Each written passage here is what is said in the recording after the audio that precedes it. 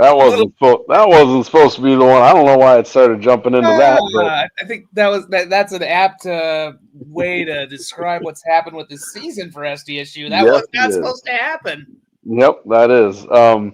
And so everybody, welcome to the late night with the Borg show here after the USD game. I should probably call it therapy at this point. I always wanted to do this though. Dun dun dun dun dun dun dun dun. Dun, dun, dun, dun, dun, dun, dun, dun, dun, dun, dun, dun, dun, dun, dun, dun. I don't want to break them, but there you get the idea. Boom. Mash, yes. Back when the intro was awesome. Yeah, well, Um, sports intros in general were awesome. Now hmm they're only awesome on Canadian broadcasting for hockey, apparently. So, Right. actually, they had a pretty good World Series one too. So, Yeah, that's true. That's true. Canada is the only one that can do a good intro now. Go figure. So, everybody, as always, we're on our Jackrabbit Illustrated Facebook and YouTube page and the FCS Fans Nation YouTube as well. As always, we are brought to you by our title sponsor, Kubota Dealers of South Dakota. And the Borg Show is, the late night with the Borg Show is also probably brought to you by Dreamers Do Travels, the JFPA Wooden Legs Brewing, and Innovative Engineering, and we will be mentioning them throughout the show. But Kubota Dealers of South Dakota with 9 locations throughout the great state of South Dakota. There's always a dealer near you to get you into some orange equipment today. Take care of your farm, your home, your ranch, homestead, whatever you may have, whatever your needs may be. Kubota Dealers of South Dakota can get you into some reliable equipment, and there's always a dealer near you with parts and service to get your equipment taken care of as well. So get yourself into some orange equipment today. As you may have noticed, this is not my normal background. I'm at a friend's house down in Iowa. Had this trip planned for quite a while. Went down and saw the Gronowskis down here and hung out with some friends down here after that, and then went and watched the game at my friend's house here that we're staying at. And now I have commandeered his basement that he has so graciously allowed me to use for this. Yeah, so we are here for therapy. Watch the whole game. Lot to probably unpack with this game. There's positives. Jack Henry really surprised me, to be honest, especially after seeing how he played when he did get reps in the Indiana State game. I thought he looked really good. Jack Smith. Turns out Jack Henry can throw. Who knew? Yeah, he can throw really well. Well, I don't know about really well. He looks very promising. Overall, because I think if Chase Mason's in this game, I'm not gonna use the injury excuse or anything like that. But I think SDSU's offense is probably still, even with how well Jack Henry played, the offense is more potent. I will say that. You gotta grade on a curve a little bit when it's the guy's first game, and I think you I just will. naturally do that, and he did a really good job. I'll agree with you right now. Although now the concern almost shifts to the defense because Right. I think that has to be the bigger. Again, not that the offense was perfect, but they got gashed by a team that has struggled offensively for a lot of the year. I got to pull up the final stats here, but yeah, I think that was getting brought up during the game too. That for as much as the offense is getting the words here, and yeah, it doesn't get any easier. Illinois State just put up 52 on Indiana State, and they only needed 3 quarters. So, that's the other frustrating part about it is, you don't want to do the moral victories thing or anything like that. I think there's things to build off of in this, but if you'd have gotten like half of this or 3 quarters of this a week ago, you probably beat that Indiana State team. But as we talked about before we got on air, that's a trap game, and it's gone now, and you just got to move forward. Yeah, and I apparently I sounded awful. So Cody and company, let me know if I sound better here. Guys, I was in the Apparently, freaking woods. He's in a house. Give him a yeah. break. Apparently, my head it wasn't on my headset that I have on, so I'm hoping this sounds better than the mic on my phone that it was apparently running through. So let me know if it sounds better. But yeah, LJ Phillips is a dude. I think the USD offensive line did a really good job of opening up holes And I think Phillips took advantage a little bit of the aggressiveness of the Jackrabbit defense with some cutback. He hit the backside repeatedly for big gains after the USD line was washing the SDSU defensive line down. So that was a concern, but really, I mean, honestly, the drives that USD scored on, SDSU gave them big chunks of penalty yardage and bailed them out of situations repeatedly. Um, Overall in this game, I think penalties are a huge were a huge story of the game, with SDSU just causing themselves problems, offensively jumping off sides, and things of that nature. It's just penalties were a big bugaboo for the Jacks in this game. You can question some, but when it's that big of a disparity, there's an issue going on, especially when it's the volume of offsides penalties. Obviously, the dome had a effect on guys jumping off sides and things like that, but then there was pass interference and all these other things. So that I really think hamstrung quite a few drives for SDSU, because even with as good as Jack Henry played, they just aren't equipped to routinely pick up first downs when they're behind the sticks. That's just not how this offense has been run this year. Uh, Really, the offense is designed to stay on schedule, and that's when they hum and click along. So getting penalties to get behind the sticks is killer. But then, I mean, think of the drive before, the one that really wasn't affected by penalties was the drive. Well, maybe it was the drive right before half. That was just an amazing pass or an amazing catch to get USD into scoring position, and then the next play they scored on that. Um, yeah, it, it it it's discouraging, and really pisses you off to lose to both your rivals in the same year. That's just not a thing that happens with regularity, for SDSU. On the other hand, I do think it's encouraging. They were not the same team that played against Indiana State. They just weren't. They played way better, particularly on the offensive side of the ball. Um, like you said, the defense, there's some questions there. You can see the loss of Van Tol is, that's left a mark. Um, they just they struggled more with the USD run game than I thought they would. I really expected. I kind of thought this would have been for how they play, would have been a good matchup for them, and USD ran the ball very well.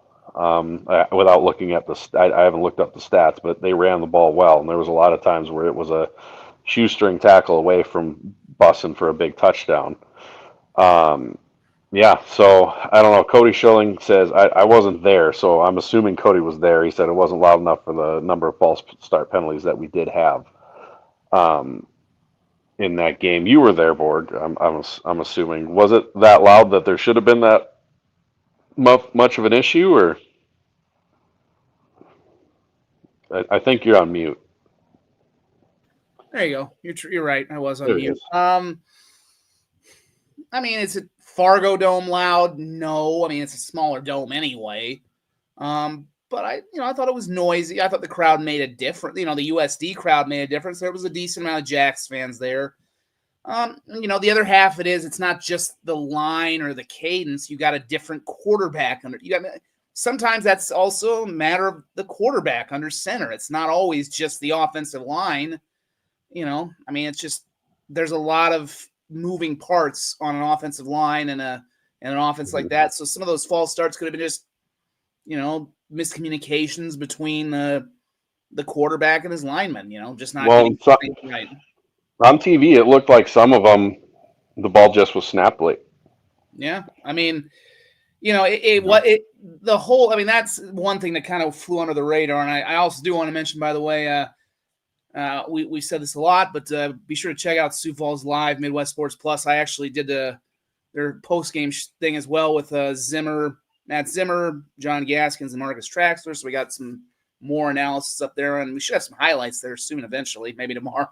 I don't know if you're going to want to watch them if you're a Jackrabbit fan. There were some good highlights for SDSU nonetheless. I'm not going to watch. I'm telling you right now, I'm not going to watch them. The first half was worth watching. The second half, not so much. But the penalties, and I know there were some fans who weren't too happy with the penalties. The penalties were, I can't really say that there might have been one or two calls where you could say, "Oh, what was it?" But there were some genuine late hits in there that I remember a week ago, USD was making some kind of. A week ago was pretty chippy between UND and USD. They kind of fought a little bit toward the end of that game, and it was a little weird. I thought SDSU was a little undisciplined at times. Quite frankly, there was one thing I was a little disappointed. I remember Phillips got tackled down. Somebody goes in there to reach the hand in to pull him up, and then they pulled it out. And I'm like, that's a little. I mean, it was a little chippy between. Rivalry, baby. I know, but it's like I'm like somewhere John Stiglmeyer would be kind of disappointed in that. Oh yeah, You know he would. But yeah, well, you talk about the old NCC blood feuds. There is video of this. I have the video. There was a dead rabbit and a dead coyote thrown. They made it onto the field, huh? The dead rabbit did, and I shot video of after the first touchdown. I don't know who the guy is, but he was swinging the coyote over his head like the Cotton Eye Joe. So was it the full coyote or was it a fur? It was a full. I think it was a full. I don't know if it was a full coyote. It was For definitely a full carcass. That'd be. I'd be impressed that he got in with it. I mean, I don't think it's blood, but I don't know. Right. Yeah. I don't know. It's like Zimmer and I were talking about this, and we're like, I know there were people back in the day who hated the whole, "Oh, you can't throw a dead rabbit or a dead coyote." We're all for it. Why not? Right. This is how we roll up here. Who cares? We don't care what people out and some. I think some writers or some people, media people from out had moved in, and that I'm one of those guys too. I came from out of state, but that had to be. It might have been. I mean, it's interesting to see that kind of coming back a little bit. I mean, this week, a lot of things were talked about coming back. We had as they started the color rush thing, which I thought really did good, that was great. And red. That hopefully is going to be a thing moving forward. I know both athletic directors, I talked a little bit about them and they were on board with it. And speaking of coming back, maybe there will be a trophy down the road. Who knows? I'm working on a story. I don't know if it'll be the Little Brown Jug because I don't know if anyone actually knows where the Little Brown Jug is right now.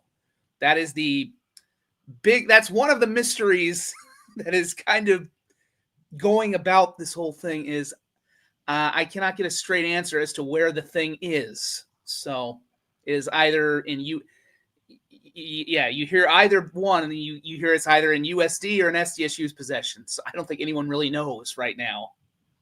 Well, I don't know.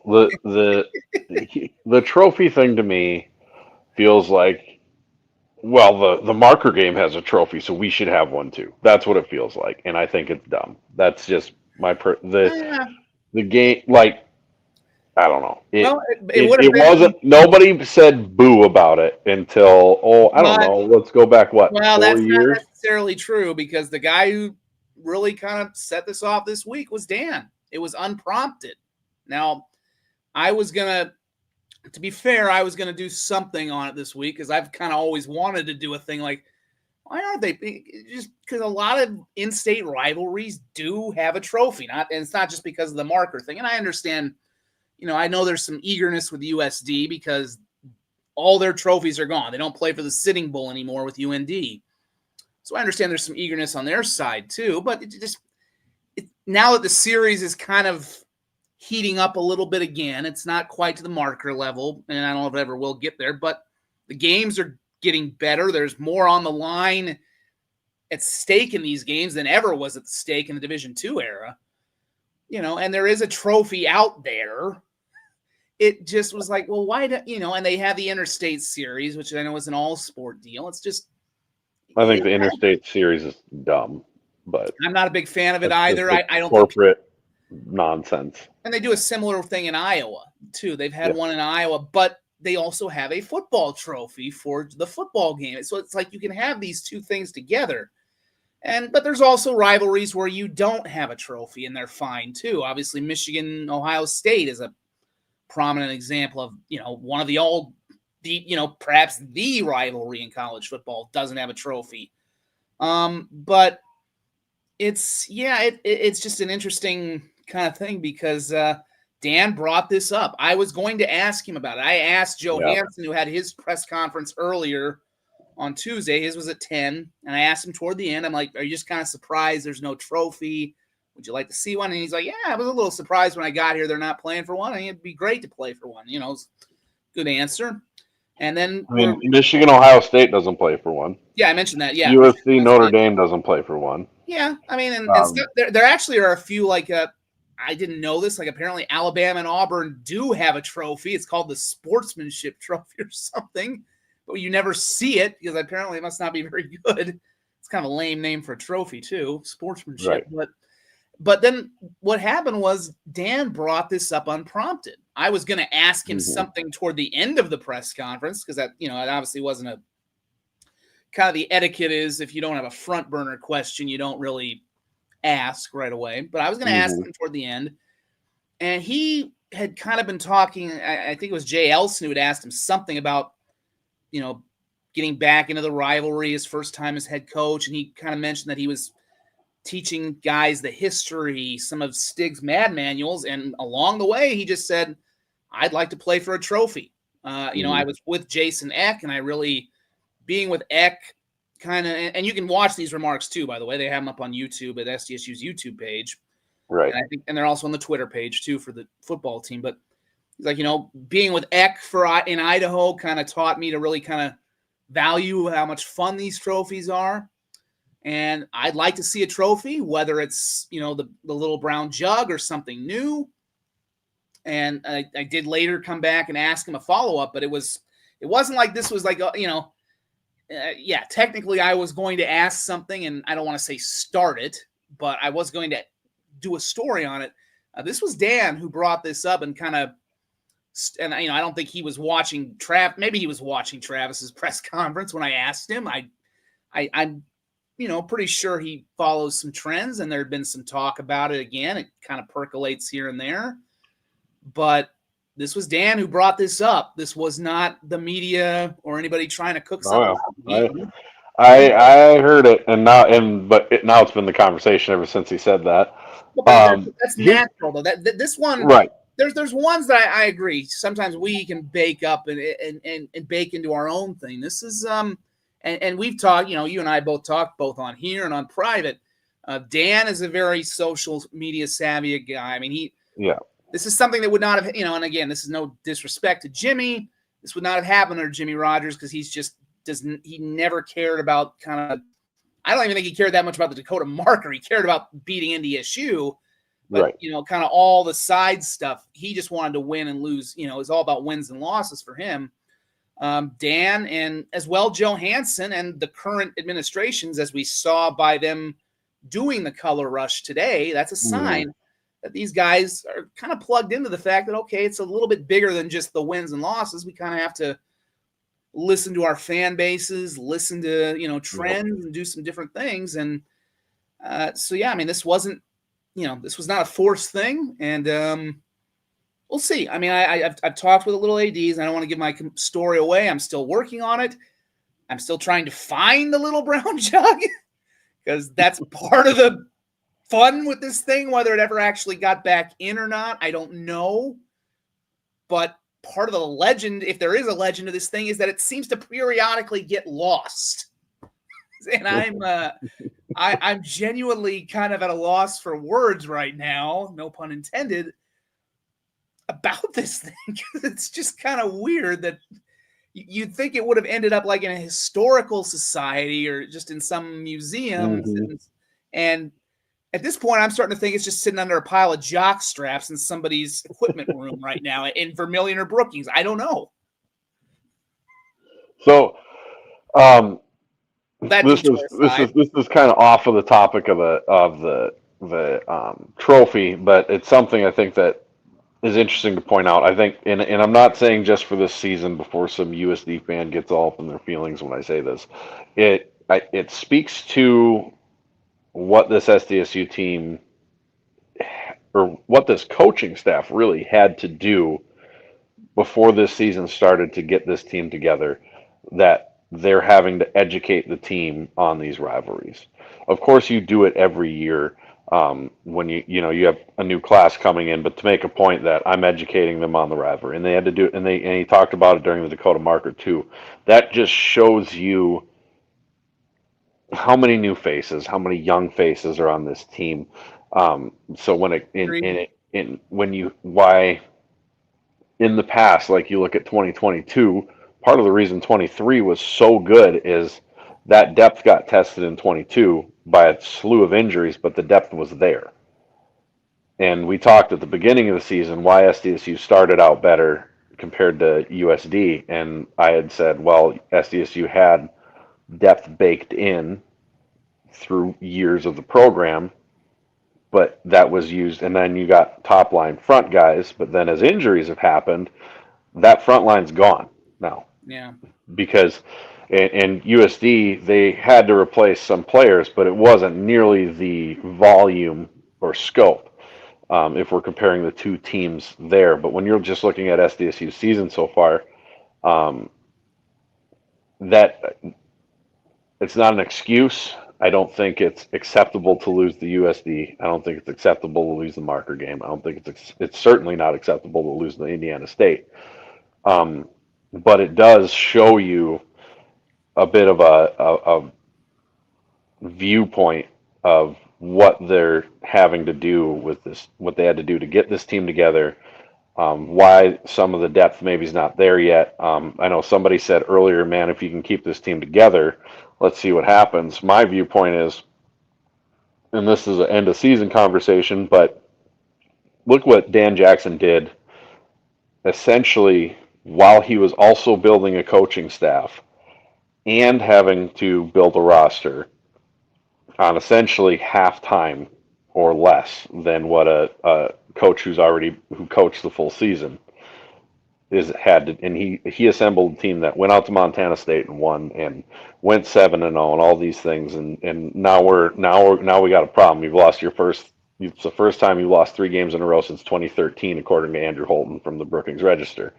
Um, but man, what can he accomplish when he's got a proper full season and can really start molding the team he wants and the program he wants is something, we'll probably talk about more in the future. I think what is important now is what this loss means for the rest of the season.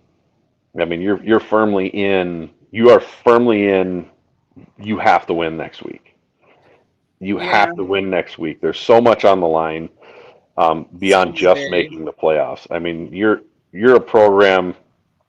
I think in the end, you make the playoffs, you go on a run. You get Chase back. What that looks like, we'll see if he gets back next week. Um, I'm starting to. I don't know, but it's starting to smell like it smells like a high ankle sprain to me, just with the fact that they're not trying to play him. Those things are super easy to re-injure. You don't want to push those things coming back. The timeline seems to be on this injury. Um, that smells like high ankle sprain to me, but I don't know. Um, but if you can get him back, or you get another week of Henry getting first team reps going into Illinois State, and you have to win that game. You've got a 13-year playoff streak on the line, and while Jacks fans I know won't be happy that you lost to both your rivals, that you're not getting a seed. I think even your most pessimistic Jacks fans at the beginning of the season were thinking quarterfinals minimum. That's just where this program should get to. And now you're in danger of not making it. You go 7-5 and you lose your last 5 games, you are not getting in, period, end of story. You win one of the last two, you are in the playoffs. It's that cut and dried. 8-4 with the Montana State win is in. Yeah. No matter what's happened at the end, that's in. Yeah. You're in. You have 8 FCS. You have 8 Division One wins. And especially if you get chased back, even if you only get chased back for the UND game, you're going to have that weighted, and they obviously weight that with how they had their top 10, the committee's top 10 poll was released. Obviously, you're not top 10 anymore. You just aren't. You're not going to be. Right now, you're shooting for top 16 seed realistically. I think if you I would think if they get one of the two, they'll be hosting on that first weekend because, again, the Montana State win, and the Youngstown State win looks good too. So I think that would get them hosting on the first weekend, and in that top, get them in the seeding range where they would be hosting somebody. Yep. And again, the playoff thing has changed to the point that now everybody, if people are not familiar with what we're talking about, it is seeded the whole way through. You can't just buy your home game. Although you have to do it right. You have to put some money in to make sure I think you secure things, but you are seeded. It's not just the Montana. Oh, we're just going to buy our home game, and you got to come. I would think if this team finished 8-4 with what people still kind of consider is probably the best FCS win of the season over MSU. Also throw in Youngstown. I think, I would think they're going to be on the low end, and they could be going back to Fargo right away, or they could be going to Missoula or Bozeman again. But yeah, we'll see. I think it's, at this point you can't worry about any of that. Obviously, if you're an SDSU player or fan or coach. I think the Chase Mason thing, and I don't have any inside info. I've kind of heard conflicting things. I don't know that you count on having him back. I think you hope to have him back if you're a fan. I mean, he was moving around better today. He didn't have the boot on. So that I think that's encouraging, but we're getting to the point, and I know Brian was making the I'll be that guy. I think he's right to an extent about today, because while I do think the offense would have been certainly a little more potent and better with Chase in there, the defense is having issues. And they started popping up against Murray State, and you can kind of excuse that because that was a bit of they're looking ahead to NDSU, and they had this injury and some fluke things happened, and on and on and on. Okay, then they get housed by NDSU and their quarterbacks. Now, and I know people have kind of, I guess the 13, so we go to Lehigh. Sure, I have the power. I am the. Let's hope we're doing a bracketology show here in a few weeks. It might be a string of just scared money don't make money for the rest of the season, because we lost out. I think the point I was making just with that is, NDSU, and I know that people who say, oh, if we'd had the quarterback it would have made a little bit of a difference in that game to not have your defense on the field for the whole game, especially against a team whose primary offense is grinding you down, getting the ball back after a quick stop, and then grinding you down and basically controlling the clock. So I think it would have made a difference. Might have been a little closer game, but NDSU still wins. You can't really debate that point. But then when you see what happens with Indiana State, and the defense played better, but they still gave up a big pass play.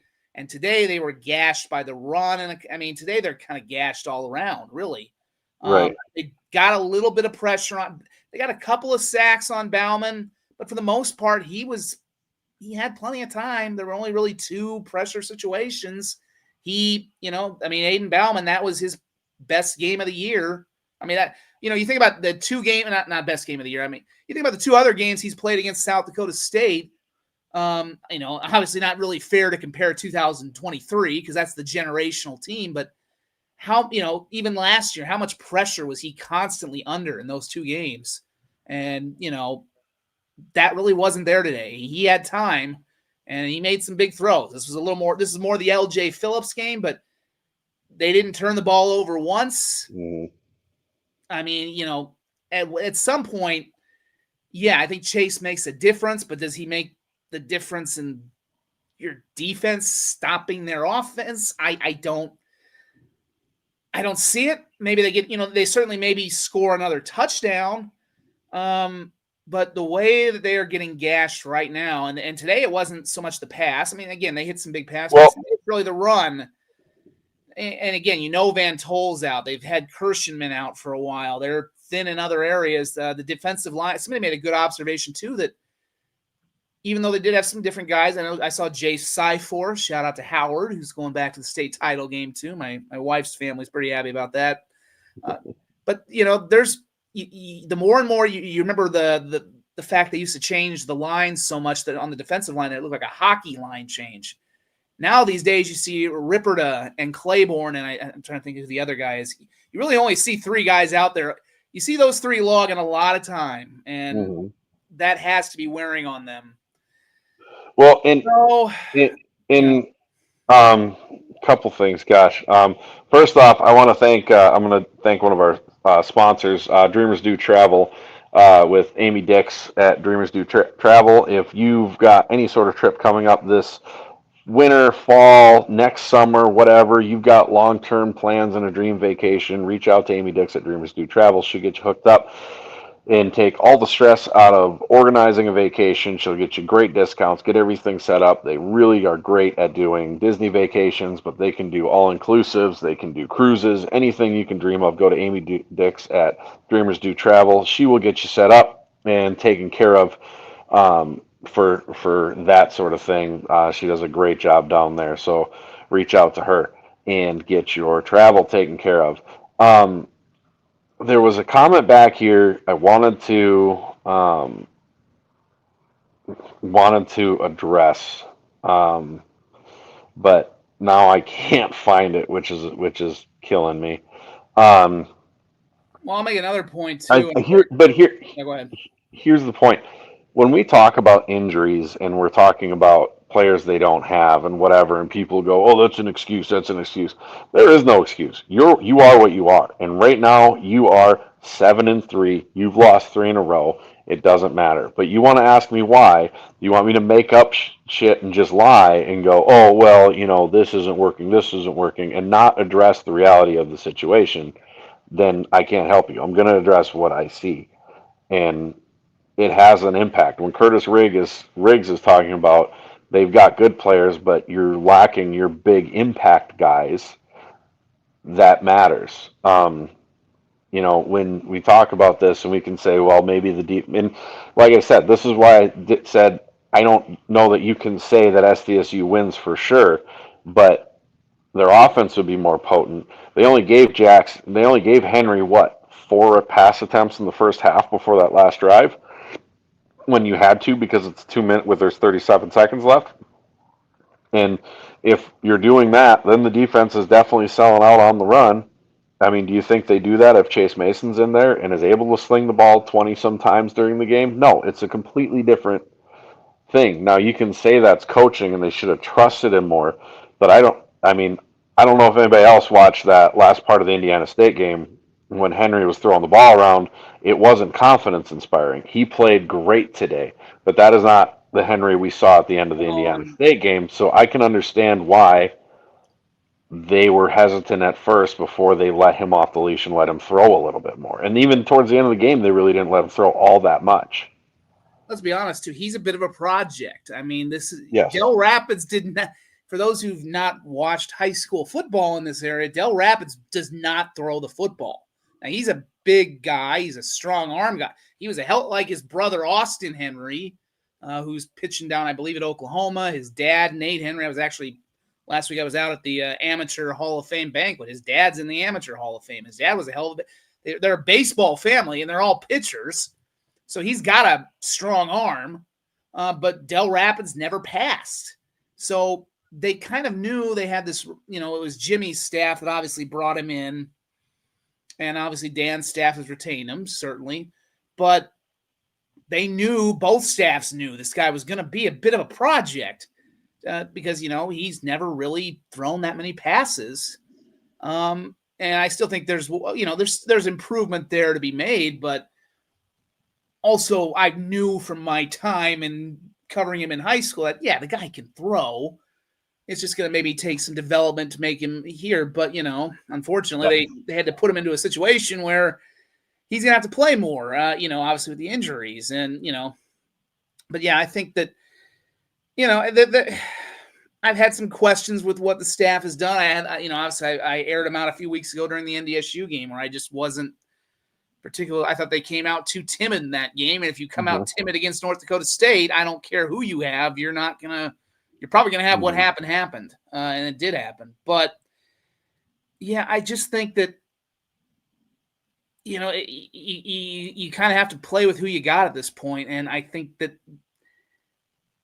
it's tough. It's tough because there were some calls. Obviously they're shut out in the second half after a pretty good first half of moving the football. There's some things I'm sure they want back, but for what the situation is that they're in with so many guys they're playing for the first time and having to go so deep in the depth chart in places, I don't know how much there is to do. And the other thing you just have to say flat out is they got outplayed today. USD was the better team. I think the numbers are pretty similar, but, let's face it, they gashed them with the run game. And the numbers look similar, but most of that's because Jack Smith, a wide receiver, had a 75-yard run. That's another thing that I was going to say earlier. The run game this year has, for a lot of the year, been a disappointment. Now, I think the last couple games are kind of, to the point you made, they're not necessarily telling the whole tale because you've got these young quarterbacks in and people are probably loading the box more to stop it. So it's not necessarily fair but at the same time, we all have known that there's depth issues within this position. We've been over what happened with Nate White. We know, even though I don't believe there was necessarily a star who left to Washington State, there would have been a depth piece or two they could have used. Certainly, I think the guy who might be regretting going out to Washington State with Rodgers might be Maxwell Woods because he's just playing wide receiver and he's barely playing at all. He stays here, he might be your feature back right now. And he's playing behind frankly, would have been playing behind a better offensive line. Again, that goes to a lot of things. It doesn't make sense that all of those backs decided to go when one of them could have been the feature back here or gotten a lot of carries. But they're just, you talk about the injuries, you talk about the defections. Obviously, who did USD lose 2 games into the season? Potentially the best running back in the FCS. In Pierre, they plug in this Phillips guy who had apparently there's a pretty good backstory that he was being recruited by teams in the Big 12, but then he had injuries and basically USC said, "I'll still bring you on anyway." And, they kind of had him sitting back there and he emerges. He's been waiting for a chance and he got his chance. And, similar to Loffridge, Brendan's dark, but I'll keep going here. Similar to, I said this a few weeks ago when we were talking about USD after one of their wins. I was like, I don't know if they can keep up the pace with Phillips because they're giving him like 30 carries a game. He obviously has not worn down at all. You make a point there, Garrett, that Okay. I don't love his point. Because I think we're overinflating in our minds. Like Henry played really well, and I think part of how well people think, like air raid with him he was 13 of 24. Well, I was talking about I was talking about Garrett being about LJ potential. Oh, okay. I thought you were talking about this comment because he says the way Henry was slinging it, I wonder if going full air raid would have been beneficial. No, he was barely over 50% completion percentage. He was markedly better than what we had the last 2 games, undoubtedly. That's not debatable. But let's not go too far with that stuff there. He played very well. I was very happy with how he played. He absolutely played well enough to give the Jacks a shot to win this game. However, that's a little too far. Um, but anyways, I do think you can't just brush off the players that went to Washington State and say, well, they weren't star players. They're not star players at Washington State, but if we're talking about Yeah, Maxwell Wood might have been the feature back, how many of these other guys could have been star players here? Or like you don't think a Tucker Large would make a huge difference with Van Tol being out and all that stuff. That there's a massive impact there. There just is. And whether it's being able to rotate more guys on defense or whatever, there's a huge impact there. yeah, You lose basically your whole running back room and have to start from scratch with freshmen. And what are we talking about? The running game being a problem. And granted, I think a lot of that is off. I think it's a mix, but there's definitely offensive line issues. Although I think I liked how they played. They came out and played hard, played mean today, and I mean, boy, that dome fell very. We were talking earlier about how loud was it. You could hear a pin drop after that first play because I guarantee you, everyone in that building, red and blue, thought here we go again. Because the last time a game was played there, it was 37-3 in this rivalry. Now, granted, that team is very different from the one SDSU put out there today, but there was a thought, I'm sure, going through some Coyote fans that if we can't beat this team today, when are we going to beat them?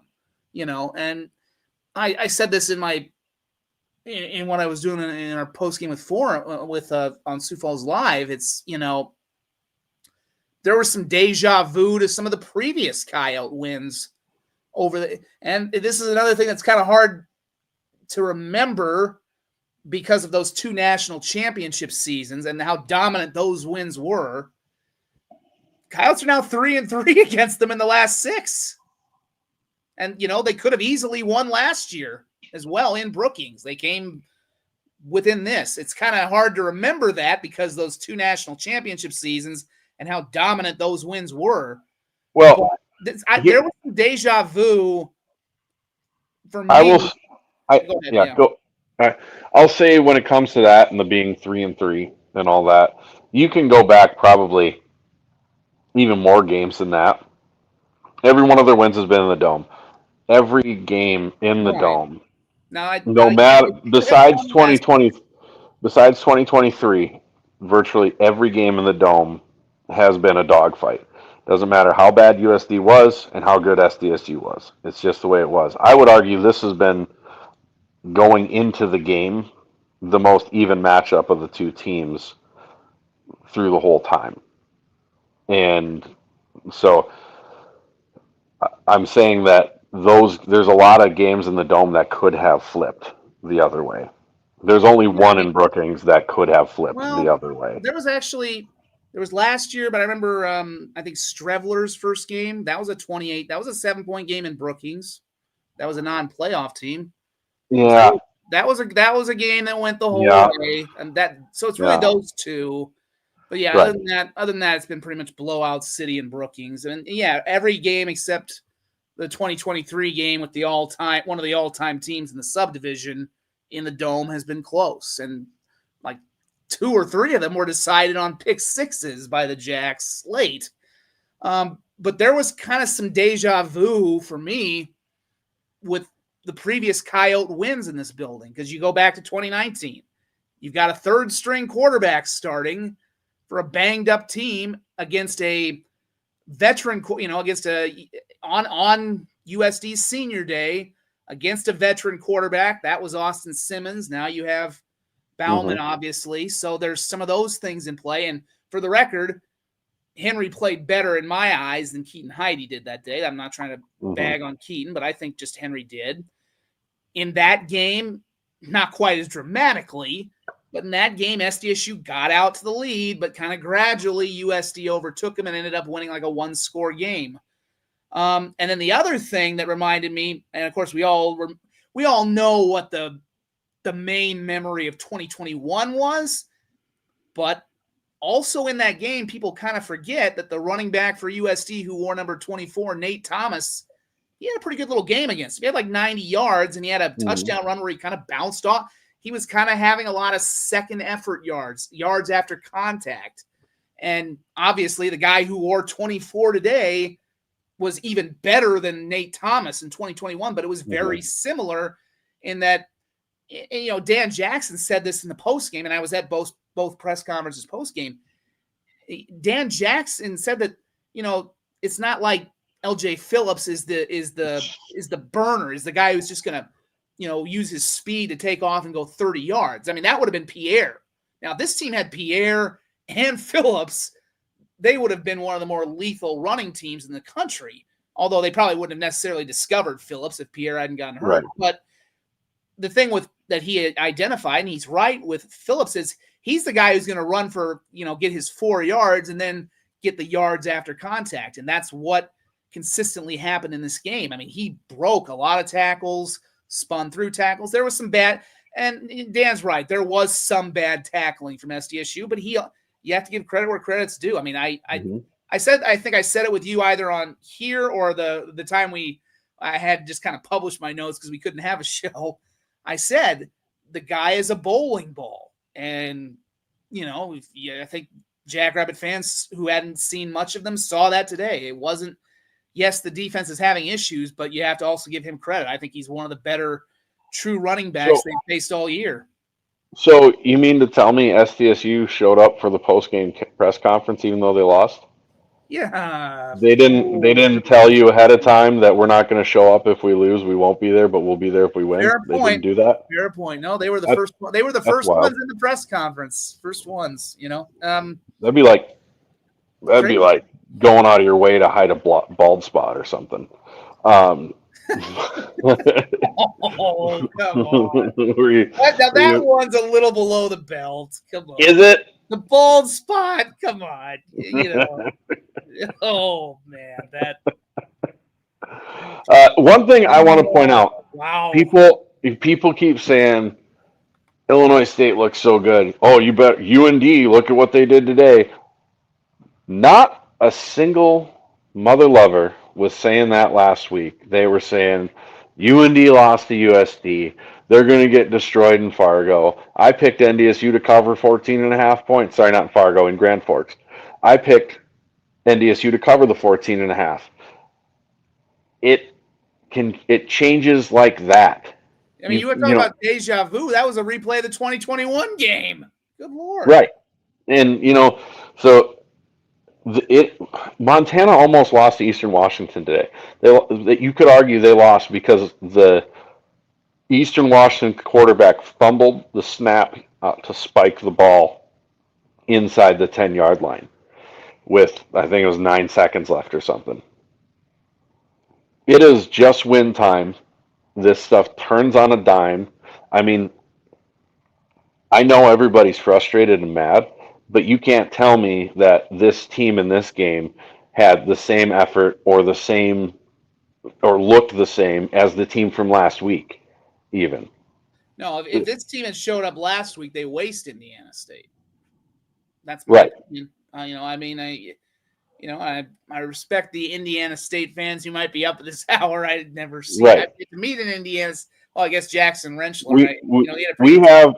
We have more Murray State fans comment on our stuff than Indiana State fans, so I'm not like super worried about a Trees fan jumping on here and being mad. But you know, and UND's look very good. UND right now, and this is gonna kill. Paul. He's come out as he's a UND fan. He's gonna hate this. You are UNI right now. They are UNI. They have almost won against every really good team they've played. And they are ranked because they've almost that was a healthy part of their ranking for a while, is because they almost won those games. And then they have a ranked win against Youngstown State. Don't get me wrong, I believe they're a very good team, and I believe it's an awful, awful time for SDSU to be playing them, because just like you and I, their backs are going to be against the wall trying to make the playoffs, because they're now at a point where they have to win out to make the playoffs. It's just it's really funny to me because of the fan bases who ragged on UNI for being ranked because of that sort of stuff. The one that I think I saw do it the most was UND fans, and now they've become what they hate. But I mean, realistically for SDSU, it's all about Illinois State. The end. That's the whole story. Um, that's all that matters is next week, and then Yeah. after that, all that matters is next. We said this before this week started. SDSU is not in a well. If we win out, this can happen, or if this or if we win the next two, this will happen. This one is right now. It's this game. The next game is the most important game ever played on the schedule for this team. The end. It's bigger than Montana State. It's bigger than any of them. You have to win that one. So, yeah. So, anyways, that's my little diatribe on that. Because it just, I, I see it, especially this time of year. You know, teams for whatever reason turn bipolar this time of year. That's why the bubble gets so weird and crazy this time of year. Because here's another fact. Right now, this is not a national championship SDSU team. This is not a semifinal SDSU team. This is maybe at the moment a quarterfinal SDSU team if they get the right bracket. That's it. That's where they're at right now. That's what this team is playing like. And so it doesn't matter like, oh, if we get this path or whatever, you've got to just get into the damn tournament first, and then we can talk about that. And after that, then we can talk about how possible things are. Youngstown 2010. Youngstown State made a run to the Natty in similar fashion. I'm pretty sure if I remember right, they got healthy when the playoffs came around and made a long run, and they got the bracket to fall the right way for them. But it's possible. But right now, it's just getting into the playoffs. I mean, we saw it in 2010, not 2010. We saw it in 2021 after a loss to USD when it really looked like this team was kind of flat. And then they had to, people we forget too, in 2021, they had to go beat UND that last game or they would have missed the playoffs because they had a Division II win on their schedule that year and they wouldn't have had. So, yeah, I mean, and I know people are asking about, well, what about the injured players other than Chase? And, my suggestion is, when it comes to Groski, Van Tol, you can hope, but I would just mentally be ready for them not to be back. I'm like, maybe you get to Nashville and they, Right. so we'll see what happens if they get to Nashville after a 2-month run, maybe things happen. But, with Chase, like I said, he was moving around better.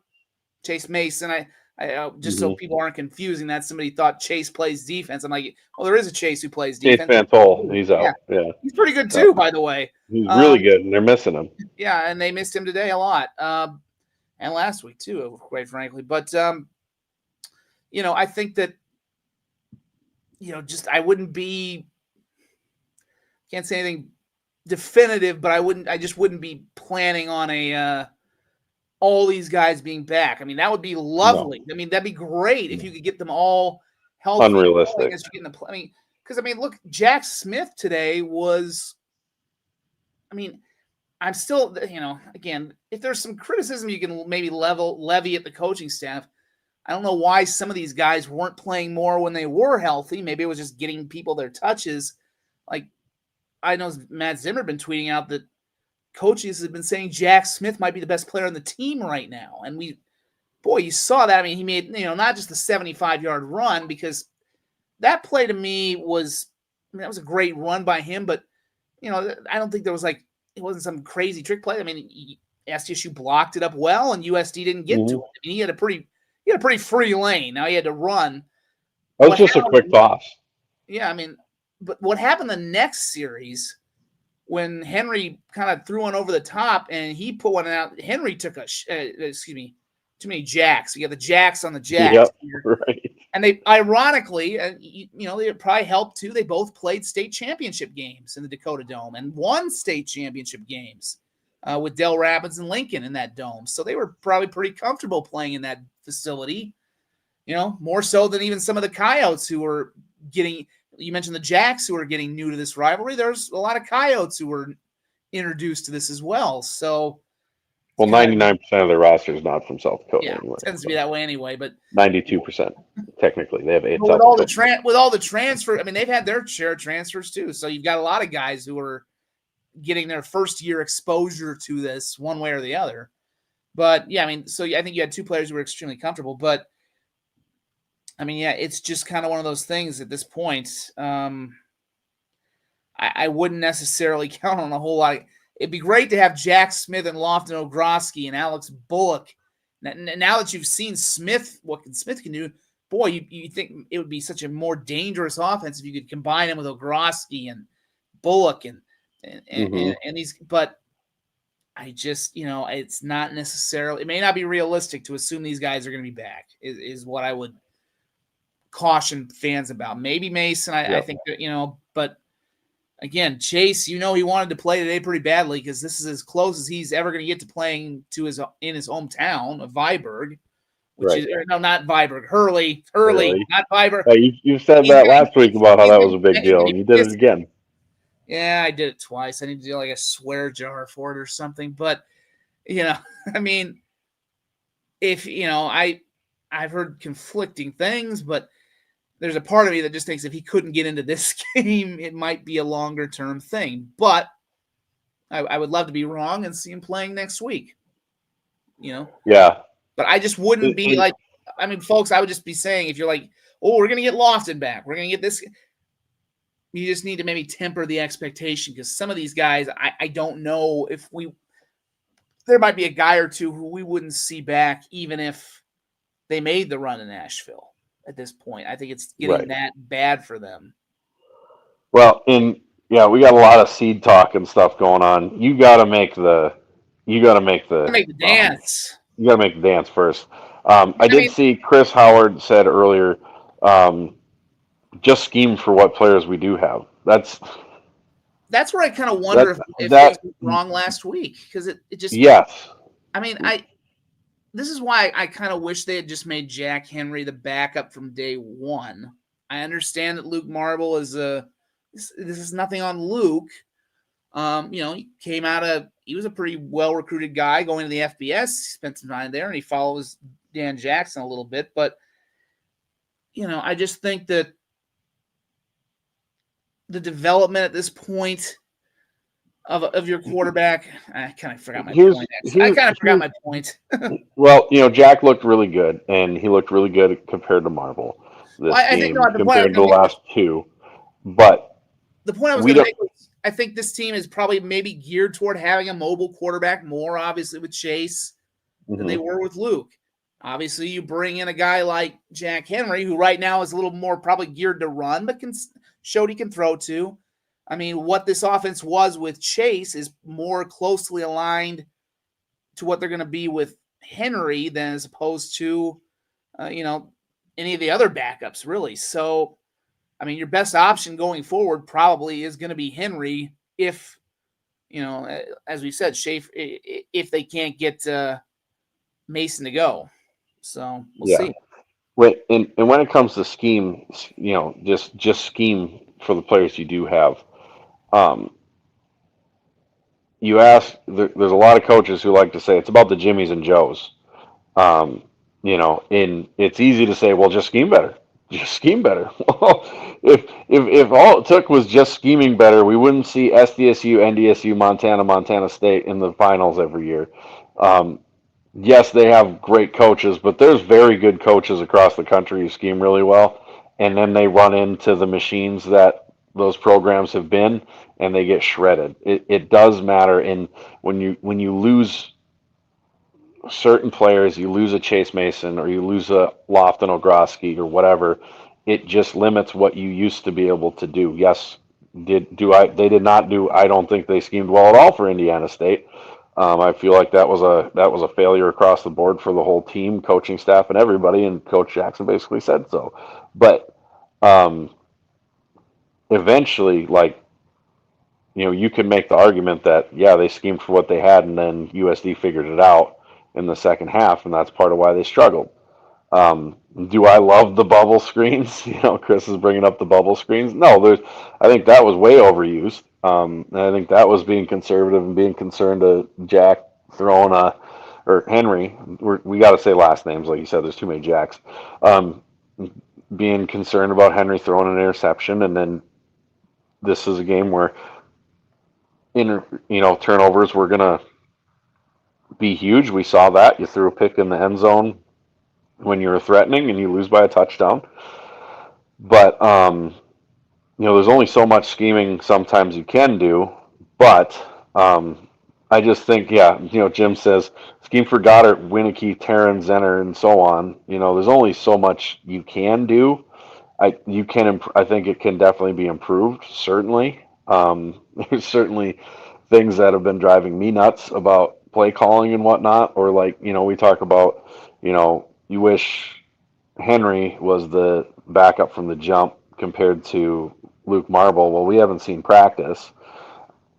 There's potential that in practice, Henry was just kind of all over the place with his accuracy in practice, and then now they had to use him, and he showed he's a gamer, because they talk, you hear that talked about all the time. A guy doesn't practice that great, but when he gets in the game, he's a gamer. So who knows? I'm going to bring up another one of our partners quick here. We're proud to be partners with the JFPA and donate to them, but we're also very excited and proud that we were able to manufacture our own Jackrabbit Illustrated beer with Wooden Legs Brewing. That was fantastic. It's all gone, unfortunately, for now. But Wooden Legs Brewing is the place to go for fan cakes before the game. If you want to get just delicious beers, top to bottom, from their selection, go down to Wooden Legs Brewing in downtown Brookings. Fantastic selection of beers there all the time. They're not one of those breweries that just picks one type of beer that they kind of specialize in, like a Drecker, where all they do is sour beers. Wooden Legs does the whole gamut. You can get a great beer of any type from Wooden Legs, so head down to Wooden Legs Brewing and get yourself some delicious beer, because I think after the last 3 weeks, every Jackrabbits fan can need it. So, anyways, that's our deal with them. So, uh, I think we've probably maybe beat this game to death enough. We can probably keep going if you'd like. You got anything more, Zach? Borg. Oh my God, I put him to sleep. Zach, you okay?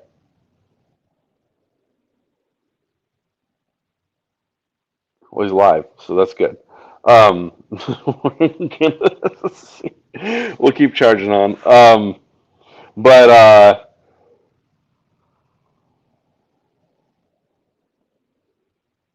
we're gonna keep rocking on here. So yeah, like Dan, I get it. There was a lot of there was a lot of head scratching, like run plays on 3rd and long, where you would think that's setting it up for 4th down, but with how horrific they've been on 4th down, um, yeah, I don't have an air horn. I'm on my phone, so I can't call him or nothing. um, anyways, we're gonna. What a time to be alive. Uh, anyways, yeah, that stuff drove me nuts. I think they kind of overused the bubble screen, um, but it worked really well for a while in the first half, and then USD figured it out. And what do you do? It happens. Yeah, yeah. Brian says some people owe me lots of it. We still got to look that up to verify exactly how much that is. Um, but anyways, unfortunately, with me being down in Iowa here, I was not able to watch nearly as much of the national picture as I would like. I know good friend Mr. Borg, or not Mr. Borg, Mr. Blue Bloods himself, Zach McKinnell, almost ended up having to go to Indiana State with whoever loses our picks challenge, because Mercer pulled it out of the fire to cover. That was a hell of a game between them and Western Carolina. There, yeah, oh, that's brutal. Zach says Borg turned into the SDSU offense in the second half. Um, Borg, are you with me now? No. So I'm not lying. We'll look it up, and we're gonna get you exactly what you're owed, Brian. And we gotta talk about the other one too as well. But anyways, uh, Next week, Illinois State. They looked. They were on fire today. They played really well. Um, Southern Illinois, humongous comeback for Youngstown State against Southern Illinois. That was crazy. Um, they uh, they were getting punched pretty hard by Southern Illinois to start that game. And then all of a sudden it got kind of closer at halftime. I think 28-14 or 21-14 at halftime, and then Youngstown State charges back to win that game. So that was a huge win for Youngstown State for their playoff potential. That sets up a nasty game for USD at Southern Illinois next week because Southern Illinois is going to be fighting for their lives. USD's obviously been in that mode for a while, so that's going to be a fun game to watch. Next week, for yeah, Borg says, or not Borg, McKinnell says Mercer had me stressing. Taryn Dickens should get the Walter Payton. He's the best player in the FCS. I know Payton is great, but Dickens is unbelievable. I've really got to sit down and just watch him because the rate that dude's playing at and his completions and everything's crazy. Um, just to see him play because that dude's a beast. I do think Mercer and Western Carolina are both good teams, despite how the SoCon played an out of conference. That was god awful, but they look really good now. Speaking of the out of conference for the SoCon um, Presbyterian loses today to God. Who'd they lose to? But it was not one of the powers of the Pioneer Conference. I'm blanking. I'm sure McKenna will help me out with this one. But yeah, that was crazy. Zach McKinnell pulls up that Dickens down some defenses for Western Carolina. In the 7 games, he's thrown for 2,752 yards, 33 touchdowns, and only 2 touchdowns. He had 551 yards and 7 touchdowns today. That is crazy. Davidson, Andrew Markham helped me out. Thanks, brother. Davidson beats Presby, so thank God. I better not have to hear about anybody for ranking them. If they stay in anybody's top 25, you lose your vote. Don't stop with the nonsense. We can stop with the nonsense finally. Thank God. Although my actual goal was for them to make the playoffs and just get pumped by whoever they played in the first round, this makes me equally happy. Monmouth, however, goes down and they get slapped by New Hampshire today. Remember that one? That's a huge one for shaking up the top 10. Yep, Paul gets your comment came in right after I started talking about that. But same deal. They're missing their really, really good quarterback. He is really, really good for Monmouth. So I would imagine if he's able to be coming back, then that's going to be taken in consideration by the committee. So that's going to be really interesting the way it goes. Buford Hornweasel says, is Harvard a lock for the top 8? Um, Boy, I think they got to have a real chance now with the way, top 10, top 8 teams are falling. I got to think they've got potential. They got to be close if they're not in there. Um, anyways, um, no one loses their vote in the stats because stats is a joke because of the fact of accountability. I couldn't agree more. Use Redshirt Sports where they actually show everybody's votes. So that way, even if someone has crazy, crazy votes, like some people, even in that poll, you get to see what their vote is and try to hold them to a tone a little bit. I think that's really important. All your big polls in the FBS do it. Why can't Stats do it? If Stats isn't going to do it, then go and start using Redshirt Sports instead. I mean, Redshirt Sports has all the top guys on there. It has less SIDs. I think there's maybe one SID on there instead of a bunch of other people. So, use Redshirt Sports, in my opinion, for a poll. That's just me. It's still got the best voters in there, like Sam Herder and Zach McKinnell and FC and Kevin Marshall and all those guys. And I think the thing is, compared to some polls that only have a couple people in it, it is good to have a larger pool of voters so you get different viewpoints on how the seasons are going. You need some East Coast people on the voting deal because they're in it a little more, so it has that flair to it as well and all that. I think that's important to creating a good poll. Whether you agree with their opinion or not, I think that's irrelevant. Um, I think as long as they have a legitimate reason for however they're voting, you should respect however they're voting, even if you don't agree with it. I think that's important. So, um, yeah, Paul Tunk says if Lehigh can, why not Harvard? I think honestly the why not Harvard part is they'll have two less wins. They're gonna have two less Division One wins because they only played a 10-game schedule in a 12-game season. And I think going forwards, that's going to be something that the Ivy might rectify just because it's going to cost them. And so I think that might change a lot faster than it took for them to start accepting invites to the playoffs, because they're not going to like losing to non-Ivy schools in the playoffs and they're really not going to like having to go on the road a bunch because they have two less wins. So that's going to be interesting. Um, yeah, I think Deshaun Jackson, of all these, for lack of a better term, celebrity coaches, is the best one by far. I think he's better than Deion Sanders. I think he's better than any of these high profile former player coaches. For what he's done at Delaware State is nothing short of miraculous. Um, Delaware State is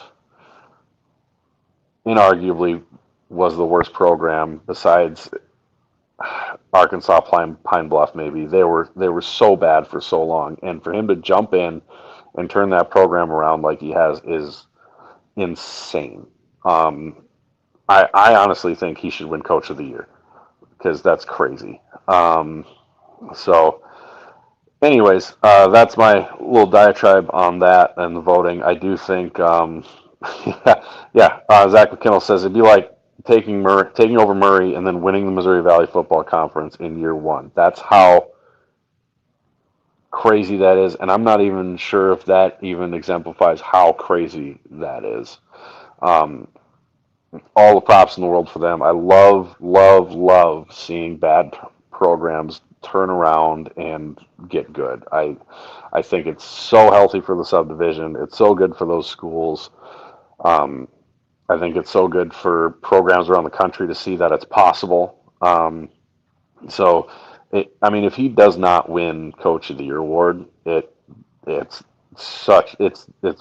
one of the bigger injustices I've seen in the award voting in a long, long time. He's done an incredible job. Um, I'm actually starting to worry about Borg here. He's sleeping. But no, Del State is looking good. I mean, and all these things are kind of through the lens of what they were. I don't think they're gonna.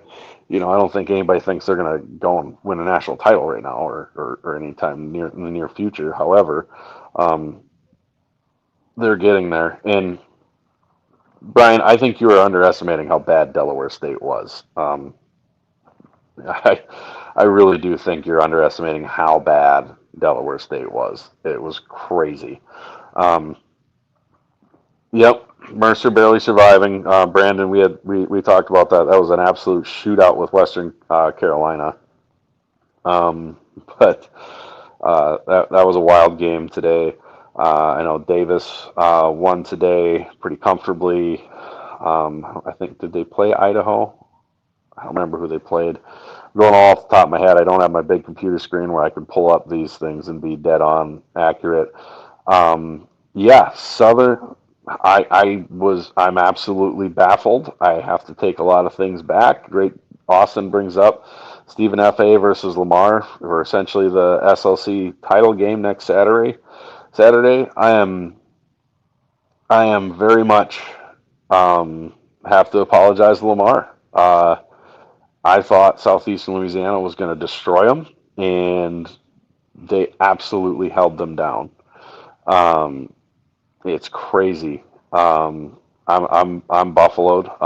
That should be a fun game between Stephen F. A. and Lamar because they're the two best defenses in the Southland Conference. So that's going to be a fun game. I hope for our good buddy the Rev's sake that Stephen F. Austin wins. You're going to want to tune into the Southland Sermon to get his takes on that upcoming game. That's going to be a big one. I got a feeling we will be picking that on Scared Money Don't Make Money. Yeah, okay, so I was right. Yeah, they played Idaho. A bunch of people in the comments saying Davis played Idaho, and they took care of business rather easily. But off the top of my head, those are probably your most notable results from the top 25. Montana State looks like a machine right now. They absolutely mollywopped whoever they played. I don't remember who they played, but they destroyed them. I know that, A, because I remember seeing the score, and B, because Ron Lowney has been making sure that we all know in the comments that Montana State destroyed them, is going to kill the Grizzlies. I would enjoy that. We'll see what happens.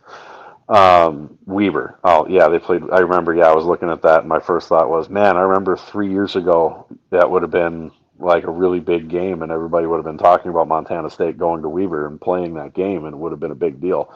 And now Weber sucks, which is a shame because that was such a good program. Maybe they'll turn it back around. I hope they do. They had to go through a bunch of coach turnover and lost a lot of people and everything else. So, yeah.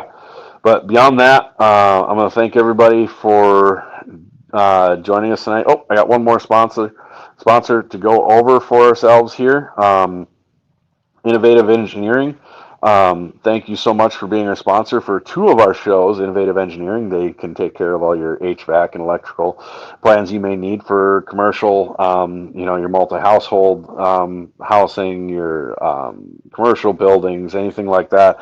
I apologize, guys. Usually I have this read and I can pull it up on my screen. I don't have it right now, but Innovative Engineering, they can take care of you. They are licensed in almost every state in the country.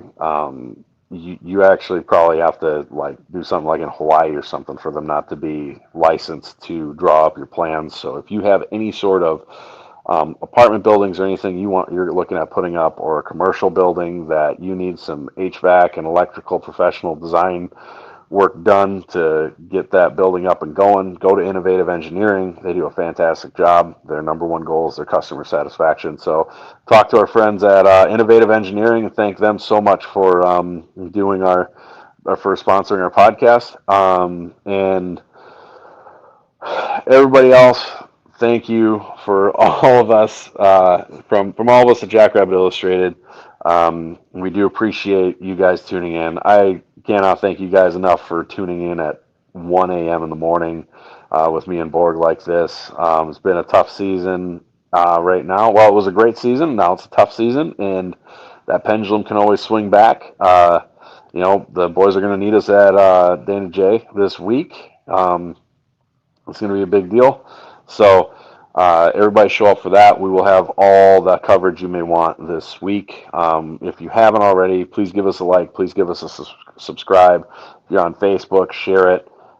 We appreciate all those things. We can do that stuff. We really appreciate it. If you're listening on one of your podcasts, go ahead and give us a rating. Hopefully it's 5 stars. If it's not, give us one. Tell us to go, suck an egg. I don't care. But we appreciate everybody who watches and listens to us. And yeah, we might have, Jim Poppin says we might have another feelings show for the 18. So they'll be fun to listen to tomorrow night. But once again, oh, he's back. There he is. He's alive. He didn't die. I think I fell. Well, you were the one doing it last week. You fell asleep during like the most pivotal, one of the more pivotal shows. Now it's my turn to kind of. Did I fall asleep? Yes. Yeah. For long enough. Yeah, He's sorry. alive. I'm alive. I was just wrapping up here. I was kind of fading there. Yep, late night DJs. Well, it was my turn to you last week. My turn to fall asleep. But yeah, thanks for joining us, guys. Tough one for FCSU. We'll see if they can right the ship next week. And getting down to the most fun time of the year. It's going to be a little more a little more nail biting this year than it has been in the past for the Jacks. I do live. It's what happens when you're at the Dakota Dome all day, guys. Come on. That's right. And I got more of it. I got more of this to come. It's not going to be quite like it was in the in my previous venture, but I will be doing some high school football playoffs and championships as well because we got those coming up this week. So, but yeah, right. So busy. A lot of football still ahead. A lot to be played, and we'll see if the Jacks can right the ship. Yep, and that's just what the Dakota Dome does to you. It sucks your will to live right out of you all day. And then you just struggle on. That's 3 straight. Believe it or not, somehow, despite the fact this has not been their best season, that's now 3 straight top 10 teams that have gone in there and lost, going back to the NDSU game a year ago. Crazy. So it is as we've said this many times, and we were warning people even when they were struggling. Do not take that place for granted because weird things happen and things happen. Yep. All right, one last thing before we go. Was the Dakota Dome fly there? No, I didn't see Marty or Artie or his brother or sister. It's it was different. I didn't smell the chlorine because that pool's gone now. It's just there like go. Yep. Just a dark, empty hole, right? I'm sure there are Jackrabbit fans who will make a few other puns about that line as well. But I mean, if we're taking away anything, it's the fact that apparently the dead coyote and Jackrabbits are now back on the menu. We'll see if that continues into basketball season.